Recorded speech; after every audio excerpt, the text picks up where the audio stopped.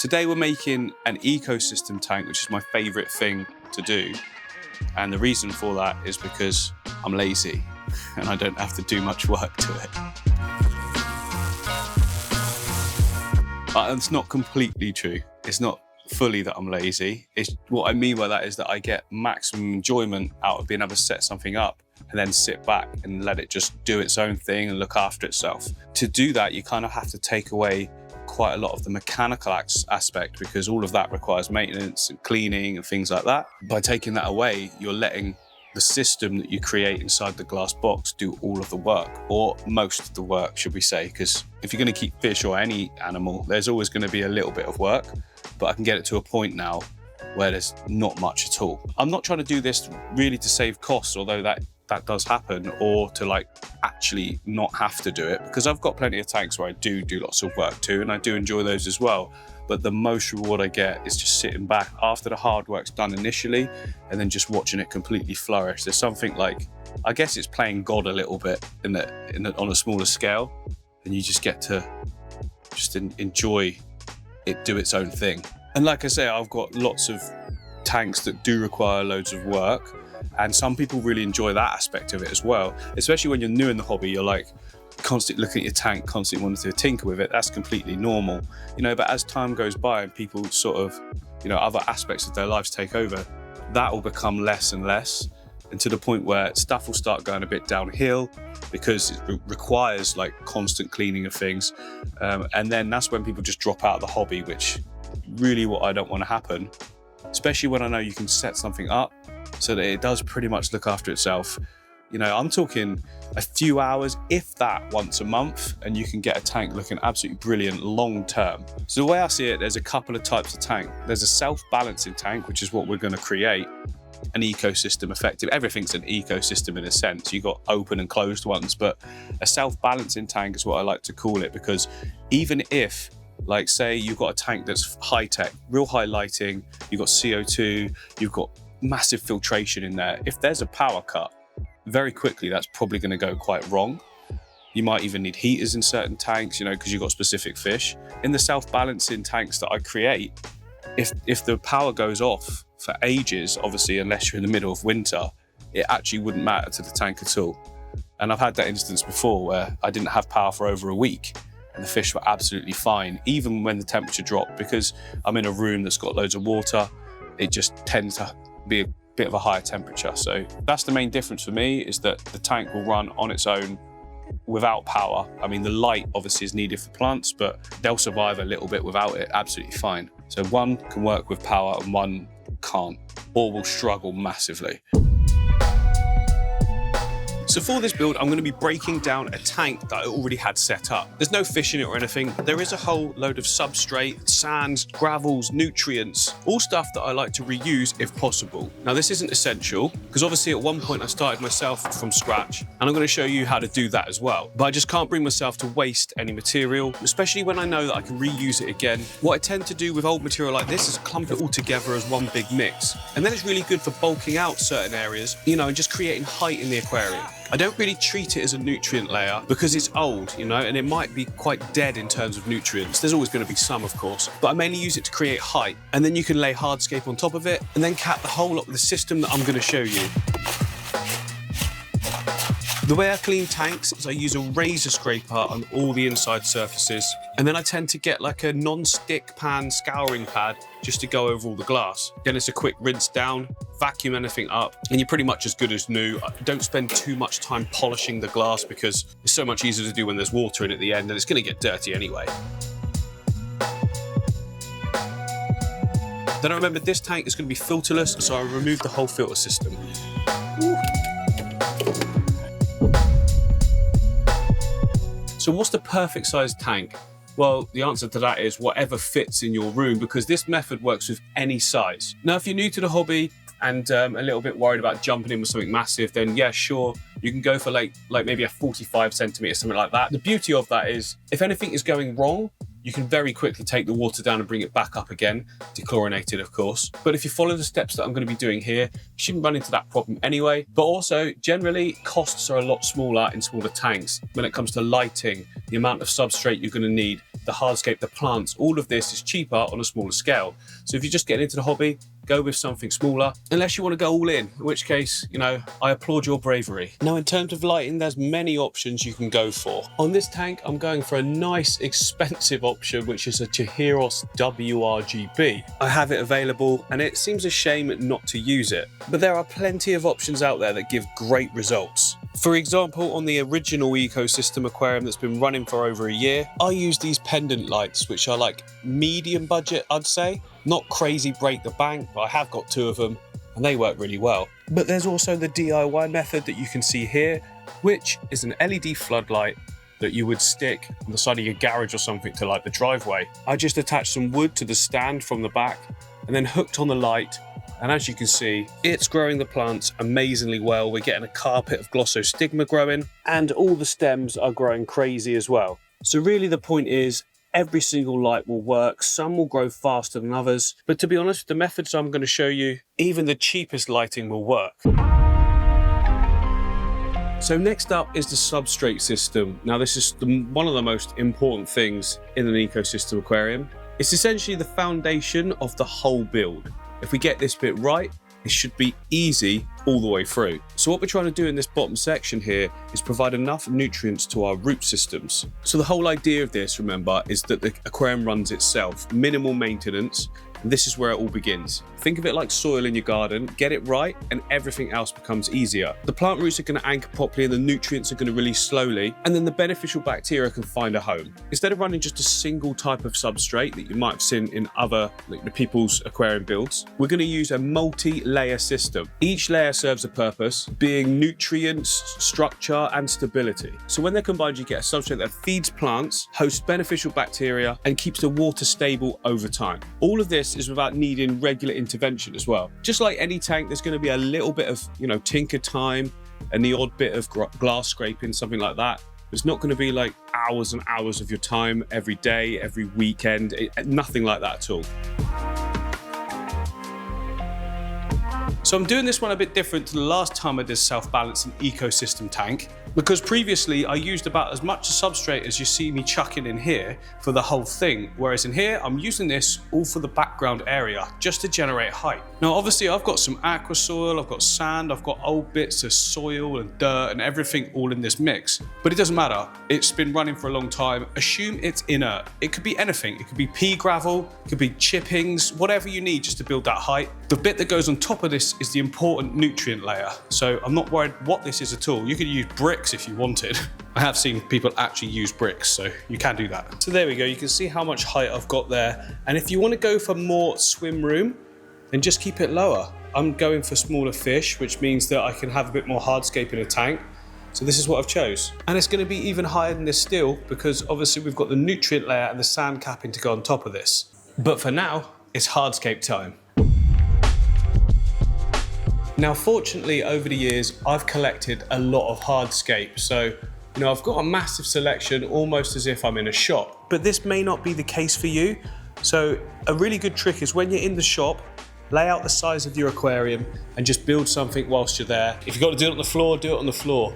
And then when you get back, you have the right amount for the size of tank you've got. But there is no point in me doing that, so I might as well build it in the tank straight away. But we're going to put the hardscape in now, and I haven't got a plan at all. I'm just going to make it up as I go along. I want lots of crisscrossy sections creating channels, but that's it. I'm just going to make it up as I go along. That's how I do all of it, and let it sort of evolve itself. That's how I let my tanks sort of come to fruition. Is just all this piece of wood will look nice in this angle and whatnot. Sometimes if you're going for a simpler hardscape with just a couple of pieces of wood and rocks, you do have to work with that. But now I'm just going to get stuff in and let it evolve itself.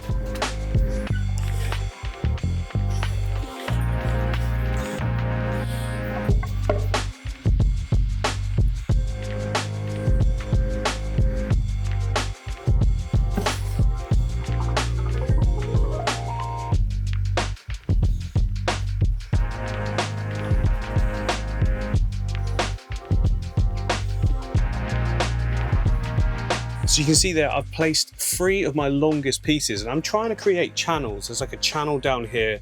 There's another one going down here. We've got a nice dark overhang as well. But what's going to be cool, I think, is to create more height up here, and maybe even longer one going right far in the background there. Just kind of like something sweeping in. So for that, I need even more material.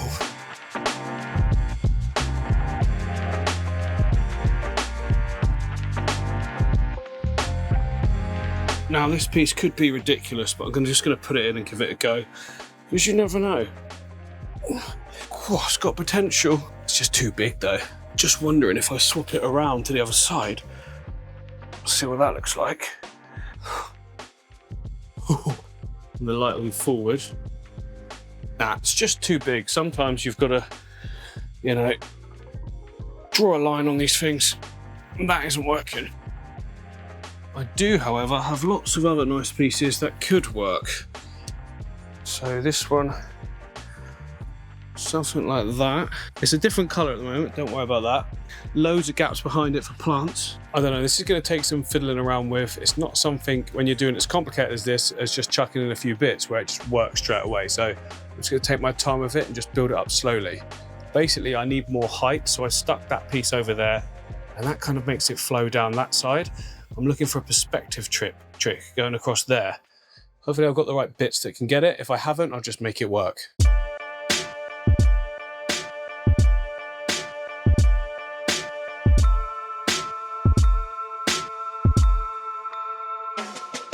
Absolutely loving that. In the last part of the time lapse there, you might have seen there was a couple of bits going that way and this way. And as soon as I moved them out the way, it just felt more like we've got this sort of step down level. Perspective was better. And it's just more planting room as well and less shadows. So I'm gonna go with this, bit of a labyrinth, but once we plant it all up, get mosses on things, and yeah, it's gonna look so good. Now I've got way too far ahead of myself there with the wood and haven't really left much space for rocks, but that's okay. I'm happy to go for more of a wood heavyscape here. Let's get some rocks in. It's going to act as anchor points to hold all that wood down as well. And I'll even place some on the higher levels too. Obviously we need all of this to lock down and stay locked down. Now I've got a ton of rocks down here. This is dragon stone. Then I've got all sorts of Sirius stone and things in this section. But the ones I want to use are my favorite ones, which are these. Just sort of rounded pebbles. I just think they give such a natural look. Also, they're easily accessible. You can get them from like builders merchants and places like that. Just make sure there isn't any limestone. I know there isn't in these, but make sure you haven't got anything that sort of breaks down the water column, because that can increase water hardness quite significantly. And just like with placing the wood, it's a case of finding little areas you think will make it look good. I mean, I like that there, the way it follows the curve of the wood. Also, it gives me glue points as well, so good little touch there. Just off center as well, which is nice. Maybe another one tucked in here somewhere. The shape of this will look better though, if it is more coming out at an angle, following the wood. Just kind of looks a bit more natural. I can go right in the center if I want, but how's that look? Yeah, that works. And it's just a case now of carrying on and just keep doing it until you think it looks good. If you don't like it, change it. Just have fun with it. Enjoy the process.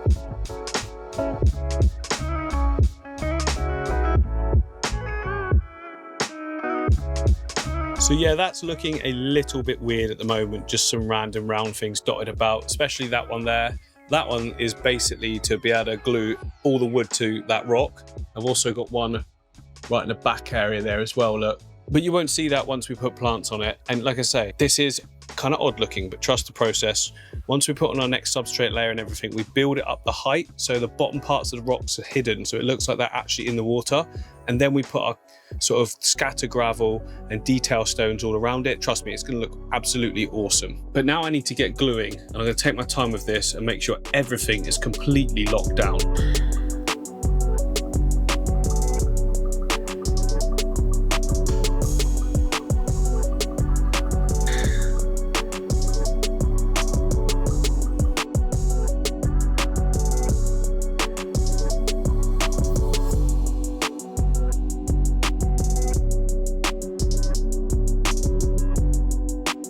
So it's been 24 hours, I've glued everything down and it is all solid. It's all technically one big thing. And that is slightly worrying me, because if it does want to float, it'll all try and float as one. And at that point, it all tries to break off of each rock as the wood tries to float, because we've only got a few of those small contact points. But now it's all tacked in place, I'm going to go for a bit more of a heavy duty option with the gluing. So the trick now, for instance, is take some paper towel and just cram it into this whole section. It's going to look ugly to start with.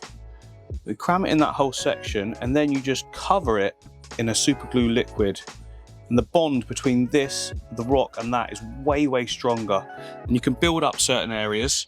You know, like this bit at the back here has got room for more. So the more you can do, the safer you're going to be when you do the fill up. Sometimes I've done this for a long time and it's still been a problem. But this wood, although dry, has been in water not that long ago. So hopefully we're all right. Now, before we put the glue on there, I've just scraped this wood loads and got off a load of wood shavings that we can put on the glue to hide it. So yeah, we can now coat it, you know, and the paper towel sucks up all the glue as well. Be generous with the glue. The reaction can be quite fast. Then we can just sprinkle our wood on it all. There we go, look, it's all sort of smoking. And if you miss any spots with the glue, look, you can just put a bit more on. And there we go, you wouldn't even know it was there. And I've gone round and covered up any that I thought were even more of an eyesore. There were some up here as well where I might not want to put plants. So yeah, any that are still on show I can cover up with Anubias and stuff, but there were some areas down here, you know, that was right in the foreground. I might not want plants, I probably will, because it's me. But yeah, now we're at a stage where we need to add our final layer of nutrients. And for that, we're going to be mixing our pond soil with a gravel. So this is the gravel I've got. You can use anything you want. If you look for scale, it needs to be sort of pea gravel size. I find that works really well. Any smaller and it can like compact over time. Whereas this allows it to mix with the soil, but you can still have water traverse through it. Now that's not happening like really fast. It's just a steady flow and it stops you getting like stagnant areas, which can lead to gas getting trapped. We want the gas to be able to move through the system because the organic matter that is in this pond soil is going to break down and create CO2. It's going to be background levels. It's not going to be like injected CO2, but every little helps, right? And if the gas can't release, it will turn into like a sulfurous smell and it's not nice. It turns into basically a bog. So that's why it's important to mix it with this. Now, what I found works well is about a 50-50 mix, which is, you know, roughly about that. Don't have to be exact. Just pour it all in to a bucket and then just mix everything together thoroughly. Any clumps, just try and break them up. And there we go, look, nicely mixed. We can put it in the areas where we want plants, which is everywhere. And now we can add all of our nutrients in exactly where we want all of our plants to go. I'm just going in every single channel. Put about an inch or so. I'm gonna have to mix up a bit more, but that's fine. Get it dumped in to start with, and then you can just spread it around afterwards.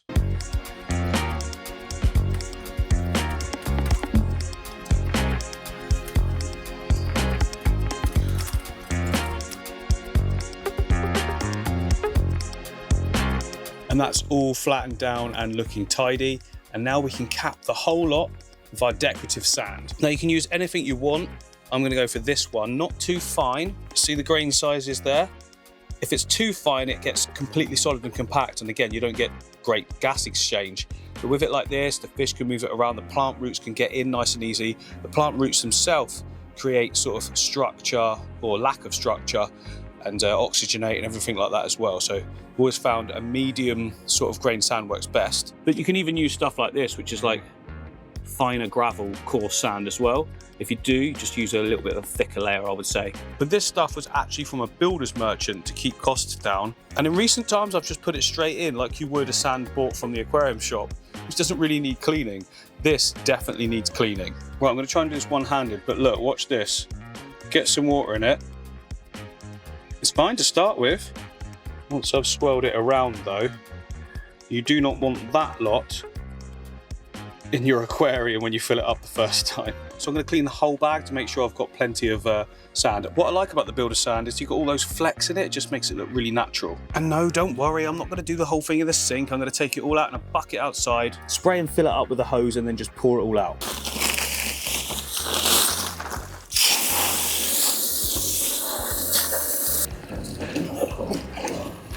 Yeah, so this is going to take quite a few washes, which means it's more labour intensive, but it is cheaper.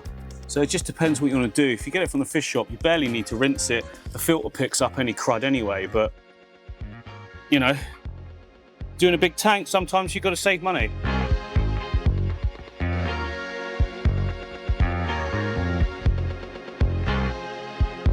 There we go, I've just done 7 wash cycles. It's pretty much there. You're basically trying to get rid of any sort of clay and silt in it. Fine sand will be fine, it'll just settle, but yeah, that's quite the wash it's had. And now it's just a case of covering any areas that have got the exposed pond soil showing. So I'm just building up a thickness over everything, and then you can just sort of tamper it down to desired thickness, which I'm going with about 1 inch, because that still is going to allow the gas exchange, but also the roots to be able to sit nicely in the right area as well. The good thing about the pond soil is that if it does get a little bit in the water column, it's not so nutrient dense it's going to cause a massive outbreak of algae or anything like that. If anything, it'll add fertilization to the water. It's nowhere near as strong as your proper sort of compost that you'd use, you know, for plants in your garden and that.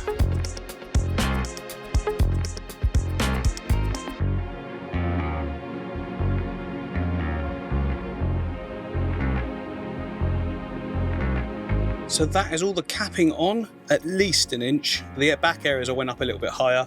But now the best thing to do is spray everything down, cleans up the hardscape, and also make sure the sand is sort of locked flat.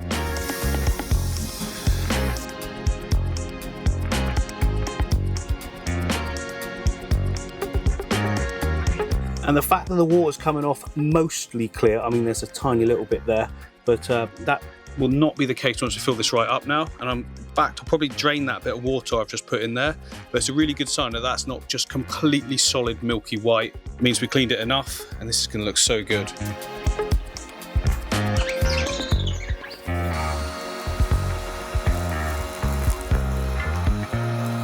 Right, that is brilliant. Now it's time to add in some detail to that sand. Not too much, I actually like how it looks, but let's just get some scatter gravel, some little bits and bobs dotted around, really bring it to life. And I've got some nice Rio Shingu here. Look at this. Look at that. Look at how well it complements the sand because of all the little color variations, kind of matching it for scale as like it scales up to it. Oh, just love it. Going to be completely random with it and just pile it in anywhere. See cracks and crevices, keeping it all a bit open in the foreground. I want quite a clean look in the foreground. Almost like a front beach. It always looks really good. And the good thing is, I'm going to be planting in this area and this area as well. So they're going to try and creep over time, which is a really nice look when it sort of gradually fades into the foreground.